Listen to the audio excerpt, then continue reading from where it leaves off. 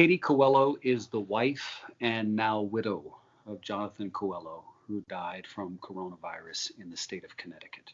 And I was profoundly moved by the post she made on social media, where she talked about something her husband wrote in his phone before he passed away. Before I start with some questions, I'd like you to begin where you're comfortable starting. What would you like for us to know? Just that my husband was a really pure human being, and he loved his family. The world revolved around us and his kids, and he was a huge Tom Brady New England Patriot fan. And we all joked about who was going to break the news to him that Tom Brady and Rob Gronkowski were going to Tampa Bay. Like we thought that would be harder for him to recover than COVID. And he was the best person, and I didn't realize how much I felt loved by him until having to wake up now every day realizing I won't ever experience that again. And I didn't realize what a good job he did at making me feel such a secure love until now. Katie, take us back to the day it all started. You were infected with the virus, your 2 children were infected, and your husband.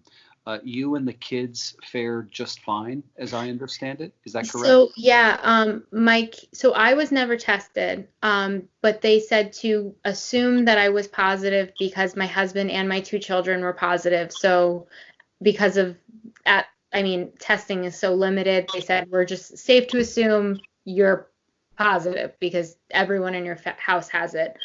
My daughter, who is 10 months old, had a very low grade fever for about 2 days. It was, I think, at most a 101 at times. My son, who has a neurological condition, and I were completely asymptomatic. We've never had any symptoms whatsoever. And there was a concern there for your son, Braedyn, because he has cerebral palsy. And so given his condition, you obviously feared if he could fare the worst. So you, sweet Penelope, and your son did just fine. Yeah. Tell me about how fast John's condition deteriorated once he started feeling ill. So we had been quarantining regardless when the pandemic started to hit Connecticut the week before St. Patrick's Day because of our fear for Braedyn. He not only has cerebral palsy, but he has agenesis of corpus callosum, so he's missing part of his brain, and he has a lot of other disabilities that affect his breathing. So my husband, being an essential worker, was very adamant, unless I'm going to work, we're home. And my husband had come in contact with somebody who unfortunately tested positive at work the week of St. Patrick's Day. And he started showing symptoms that Sunday. I believe it was the 21st or the 22nd. And Tell everybody what John did for a living. He was a probation officer at Stanford Superior Court in Connecticut. Thank you. Okay, continue, please. And so he started feeling actually symptoms on Sunday prior to finding out that the person had tested positive, because this person had notified my husband that they had tested that they were being tested, but because it was taking a week, that they weren't sure when they were going to have results. So my husband had started feeling, he said he just felt off on that Sunday. And once he found out this person tested positive, he called and got a test. And he just started slowly over the next 2 days. He had the ocular migraine. His stomach was really upset. He lost all smell and taste. He wasn't able to eat for the last couple of days he was home. But we kept saying, even before he got his positive test back, at least you don't have respiratory issues. That was our main concern. And he was quarantined in the back of the house. And the 25th, I started hearing him when he would get up to use the bathroom or anything. I would hear him start coughing. but he couldn't take a breath in between the cough. So it was just coughing, coughing, coughing, and you could hear him trying to struggle to breathe in after the coughing sort of subsided. So the morning of the 26th of March, he called his primary care doctor and told him that he had been coughing like that. And the doctor said, just go to the hospital. I'm going to let them know that you're going there. They're probably just going to give you some nebulizer treatments, and then they'll send you home because you're faring pretty well, all things considered, and you're young. And he never left the hospital. Jonathan was 32. Yeah. He went to the hospital. How quickly did things go downhill once he got in there based on the updates that you received? So it was a roller coaster. When he first was admitted to the hospital, he was only on a very low flow cannula, and they were just keeping an eye, listening to his lungs and just giving him his lungs a little chance to just recover. And I had been contacted by the social worker saying that they were possibly going to discharge him that Monday. So he seemed to be doing better, and Sunday night, I talked to him after he entered the hospital, and he didn't look good. He was telling me he was okay, but I didn't think he looked okay. And Monday at 4 a.m., he called me 4 times, and I missed the phone call, and I never miss my phone. And he left a voicemail that said his breathing had gotten weird. He was okay and coherent, but they needed him to rest so he could come home to me and the kids, and that he loved us. And he was intubated that morning. And throughout the rest of the time, he had days where he did fantastic, and then they tried to take him off the ventilator, and he went downhill very quickly. He spiked 104.7 fever. His kidneys failed. They basically told me a week after my husband was intubated, they said to prepare my family that he was the sickest person on the floor and he wasn't going to make it. And they let me FaceTime with him, even though he was sedated. And I said to him, listen, you can't go. I can't do this on my own. I'm not ready to grow old without you. And within like 48 hours, his fever broke. They were able to take him off sedation, mostly without him being uncomfortable. He was able to nod yes or no to my questions. And dialysis, although his kidneys had still been failing, he was responding to dialysis. And the day before he passed away, I spoke with the doctor, and the doctor said, we're going to trial him with the ventilator off, like in, but off. And if he does well today, we're going to do it again tomorrow, and then he'll be up by Friday. And they started going over the things that I would have to do for him rehab-wise when he got home. They were preparing for my husband to come home. And I spoke with the nurse Tuesday night at 9 o'clock, and she said my husband did fantastic breathing on his own. She said he had gotten tired at the end, so they had given him a little sedative because his heart rate had risen a little bit and he just needed to rest. And she said that's completely normal for somebody who's been on a ventilator for 20 days. But she said he did great, and we're going to do it again tomorrow, and we're almost there. And that was at 9 o'clock at night. And at 2:04 Wednesday morning, I received a phone call that my husband had gone into cardiac arrest, and I needed to get to the hospital as soon as possible. I got there by 2:57, and I was brought into his room, and my husband had already passed.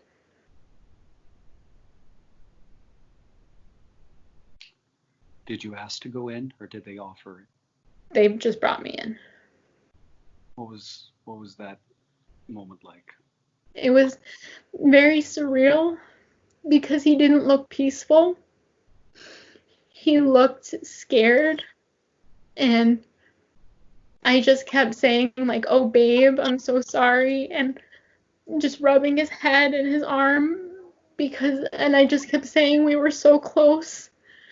And I just kept telling him how sorry I am. And that's like the one thing that I keep saying, like, when I get really upset, is I just keep apologizing to him because he died alone, and I didn't FaceTime him the last 2 days before he passed because to talk to me with the ventilator, and it would disrupt his breathing and it would make his heart rate go up, and I knew he was so close. I didn't want him to take any setbacks. So I didn't get to say goodbye. And the nurse that was with him that night said she wishes she had FaceTimed me because it was very clear that he just was scared. And it was just very hard because it was a whole month, and I kept in my mind what got me through that this past month was I could picture that hug that I was going to get when he was discharged. And I could picture, even though they said that like the effects of COVID on patients that get this sick can last up to a year and he would need a lot of rehab and help, I was ready for it, and I was like getting the house ready, and I was like, you know what, 30 days has been stolen from my family, but we're going to get the rest of our lives to make it up. And um, then I walked into a room and he wasn't there anymore. And seeing him like that, I'm grateful that I got to at least sit with him and just rub his head. But I don't think anybody should ever go through seeing someone they love that much look the way that my husband did, and know just by looking at him how scared he was. When you were by his side, you picked up his phone. And yeah, they gave me his belongings when I was leaving. His belongings. Before we talk about what you found on his phone, I want to ask you regarding the FaceTime, just so we understand. He was on the ventilator and able to FaceTime you, like he was conscious and on the ventilator? So he was sedated, so he wasn't as aware of everything like you and I would be, but he wasn't in a full coma. Okay. So there were periods of time, especially leading up to the day he passed and when he passed, that he was coherent enough. If you asked him yes or no questions, he would nod yes or no, and he could point and squeeze hands. And when my husband went into cardiac arrest, my son had just received his adaptive communication device, and he had pushed on I asked him, let's make a video for Dad and send it to him. And my son had said, pushed my husband's picture and said, Dad, and then is my best friend. So I had sent that to the hospital so they could play it for my husband. And my husband was watching that when he went into cardiac arrest.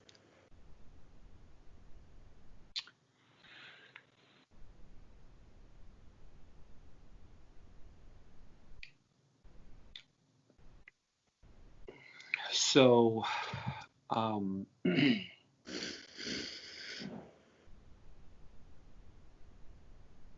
was there a point at which he was retested and was deemed to be negative and didn't have the virus in his system any longer? Not that I've been made aware. I haven't been able to speak with anyone. A lot of nurses have reached out to me, and they've been so fantastic, but I haven't been able to speak with anyone from the hospital directly. I was told a week prior to my husband passing that they weren't going to test him until he was awake and ready to be discharged. But when I was allowed in the room with him, I was only had to wear a surgical mask. So I don't know what that meant. It could mean that just because he had passed, that they weren't as concerned with him, or because I had been infected that they weren't that concerned. But to my knowledge right now, they hadn't retested him. It's stunning to me, and I think probably to most people who are watching, that even though the kidneys failed and he was on a ventilator, you kept getting these optimistic reports from the doctors about how he's going to go home, and they were planning for what that rehab looked like. Yeah. So did they ever tell you if his lungs had rebounded at some So point? they did tell me that my husband's lungs did look, I think the word the doctor used was glassy, which was, he said, typical for most people who have suffered from severe COVID 19, but they said there was no indication that there was still the issues with the COVID. My husband was on the lowest ventilator settings that he could be on without being off the ventilator for the last 2 weeks of his life. And Wow. he was, when they were trialing him off the ventilator, he was maintaining oxygen levels in the high 90s on his own. It's incredible. I mean, clearly he was medically improving, right? Even though the kidneys had failed, and what was there something about, I guess there was an issue where his PICC line had started to back up, and did they have to stop the So dialysis? the main issue that I have been told by doctors that there is a severe lack of dialysis machines in hospitals. And my husband was supposed to, they recommended and wanted him to be on 24-hour dialysis. However, there was 3 dialysis machines for 9 or 10 patients at the time that required 24-hour dialysis. So essentially everyone was getting split up. My husband was on 24-hour dialysis, but his dialysis PICC line had clotted, and they were unable to replace it until the following morning. So he had gone about 10 hours without dialysis, and that day was a setback day. That day he wasn't doing that great, but then the doctor FaceTimed me himself personally, and my husband was very unsedated and very like yes and no, and the doctor's like, he is allowing me to do 850 cc's of fluid out of his body an hour. I asked him if we were still on course for our plan, which was for my husband to come home, but I didn't want to say that because my husband was so aware. And he said absolutely. There's been no setbacks. He said, your husband, yesterday wasn't a great day, but there's been no setbacks. He said, we're still on course. Was Jonathan treated with any experimental drugs? Not that I've been made aware of, no. And it was brought to my attention that the hospital was starting to think about introducing plasma transfusions, but I believe that my husband, where he was in his recovery, it wouldn't have benefited him anyways, because it was the after effects of COVID, if that makes sense. Like he wasn't battling the respiratory issues of COVID anymore. It was what COVID does to your organs that my husband was battling. So essentially the doctors, and correct me if I'm wrong, had told you that he had overcome the infection of the virus, so to speak, but the complications due to the virus are what essentially ended up killing him. Yes, and that's what the doctor said people aren't understanding, is it's not just a respiratory infection. COVID is attacking the kidneys, the heart, and the brain, and that's what's really having the most issues. And my husband, up until the morning he passed, I had been asking specifically, like, how is his heart looking? How are we looking cognitively? How is his liver looking? And everything was looking great. There had been no issues. Like, the liver enzymes had been off here and there due to he was retaining so much fluid because his kidneys had failed, and that puts a huge stress on the body. But they had no concerns about his heart at all. When you were given Jonathan's belongings, you looked into his cell phone, and there was a message on the cell phone which you found right away when you turned it on. Do you feel comfortable reading that message to us? Yeah, I would just have to grab it if that's okay. Yes, ma'am. No problem. It says, I love you guys. I love you guys with all of my heart, and you've given me the best life I could have ever asked for. I'm so lucky. It makes me so proud to be your husband and the father to Braedyn and Penny. Katie, you are the most beautiful, caring, nurturing person I've ever met. You're truly one of a kind. Make sure you live life with the happiness And that same passion that made me fall in love with you, seeing you be the best mom to the kids is the greatest thing I've ever experienced. Let Braedyn know he's my best friend, and I'm proud to be his father, and for all the amazing things that he's done and continues to do. Let Penelope know she's a princess, and she can have whatever she wants in life. Don't hold back.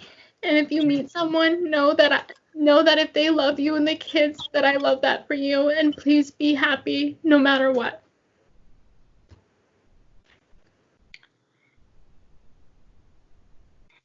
You think he knew?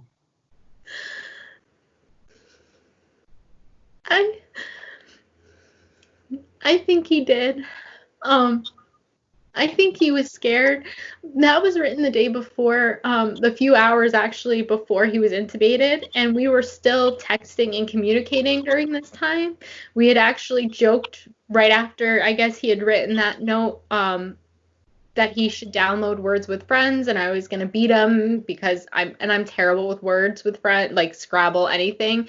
But I was just trying to really lighten his mood, and he wrote that while we were still having these conversations. I think he knew more than he was telling me, and I think he was just trying to keep me from being scared because I had to be here with the kids.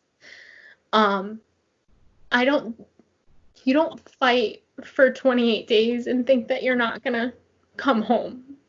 So I don't think he gave up, but I think he knew that if it was gonna be that bad, that I wasn't gonna be able to talk to him again, and he knew that I would need something. And my kids are so young, and they're not gonna know their dad or remember their dad, so we're gonna have to share with them what a great person he was. And I think he wanted them to hear from him how much he loved them and how much he cared about them.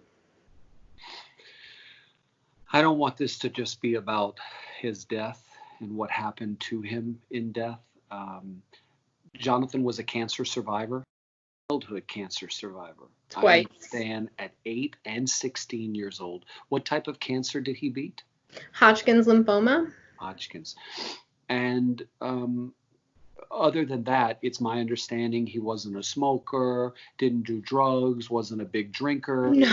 which are all things people, we always want to ask ourselves when someone dies, well, did they have some underlying issues or have they treated their body poorly? Yeah, and that's been one thing that I didn't expect. For when I shared Jonathan's note, I really shared it out of my own guilt of feeling like I didn't get a chance to say goodbye and tell him how much I loved him. But the fact that it has become something that's been seen by a lot of people, I have had a lot of questions. Well, he was a cancer survivor. Obviously, this is why he got so sick. And I was reassured by the doctors. He was 15 years, 16 years in remission. He hasn't had to see an oncologist in 5 years. And he's had PET scans, CT scans, to up until 5 years ago to make sure. And the doctor said, you're absolutely fine. It's been so long. And I was reassured by the doctors when he was in the ICU, your husband is young. Cancer has had nothing to do with, will have nothing to do with him recovering. And there was no reason for this to happen to my husband. My husband went to work for his family, and the virus took him from us. I'm sure glad you told us exactly what the doctors said in response to people sending you messages. There's always going to be people who have something to say, but I feel like, I mean, honestly, I would be the type of person that would try to justify other people passing away from this virus, because then it makes me invincible. I wouldn't understand it if it didn't happen to my family. I was just about to say, so often when people do that, it's to make themselves feel better. It's to give themselves comfort that they are more invincible than the Absolutely. May I ask you to tell us a little bit about Jonathan during the happy times? Who was he? What did he love? So yeah, he's Tom Brady, the Patriots, the happy times. He was huge into Christmas and Halloween, and that was my son loves lights. And that's so my husband on November 1st made sure the Christmas tree went up for my son. And he made sure that we were already planning the kids' Halloween costumes for the fall, and planning it because we were planning on getting Braedyn's wheelchair this summer. And we were like, okay, what cool costumes can we do for him with his wheelchair? And he just loved family traditions and creating. We actually, this past Christmas, for the first time, old school dad filmed every single thing of the kids opening their presents and was doing the little commentary, and he really wanted to be that dad that annoyed their kids when they got older. Like, he just took such pride in hamming it up, and he could sing every single Elmo song, and he would dance like the biggest dork for the kids just to make them laugh. And he knew we are huge Office fans, and we would communicate with Office one-liners. So if I asked him what he wanted from this restaurant, I'll have the gabagool. Like, it was just, we had our heavy moments. We had a heavy life. To get pregnant with my son's medical conditions, there was a lot of heaviness. But my husband did a really good job of keeping us above that heaviness. And he always made sure that I was seeing things on a brighter side, because I don't tend to do that. I'm always this worst case scenario. This is overwhelming. And my husband is very much the type of person that's like, nope, we're good. I mean, when we were told originally our son only had 6 weeks to a year to live when he was first born, my husband was like, nope, let's go. We're going to go on family vacation. We're going to do all of these things. We're going to treat our son normal because he is normal. And he would change my son's NG tube without even flinching. Like, that was just that we were sent home on hospice, but when my son was 5 months old, we were discharged from hospice, and my husband taught me how to be the nurse.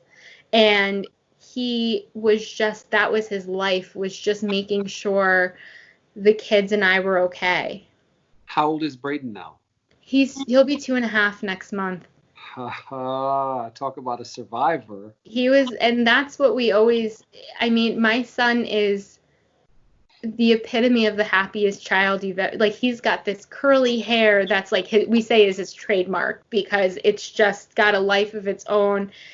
But the way my son, we called Braedyn Button, and the reason we called him Button was because my husband would say, my buddy Braedyn. So that got short, and he would be, hey, my Button. And I have a video that my husband doesn't know that I took like a month before he died of him playing row, row, row your boat with Braedyn. And then he just picked him up, and he's like, are you my best friend? Yep. Do you know how much your dad loves you? And just seeing that. Row your boat. How tall are you? Break it down. Break it down. I love you. Give me a hug. I love you. I love you. I love you. I love you. Are you my best friend? Oh, you are? I know you are. Are you my buddy? Are you my pal? Yeah. And knowing where we came from with Braedyn, and now Braedyn will only have videos, is tough. You know what he wanted to say to you. What would you want to say to him? I'm sorry.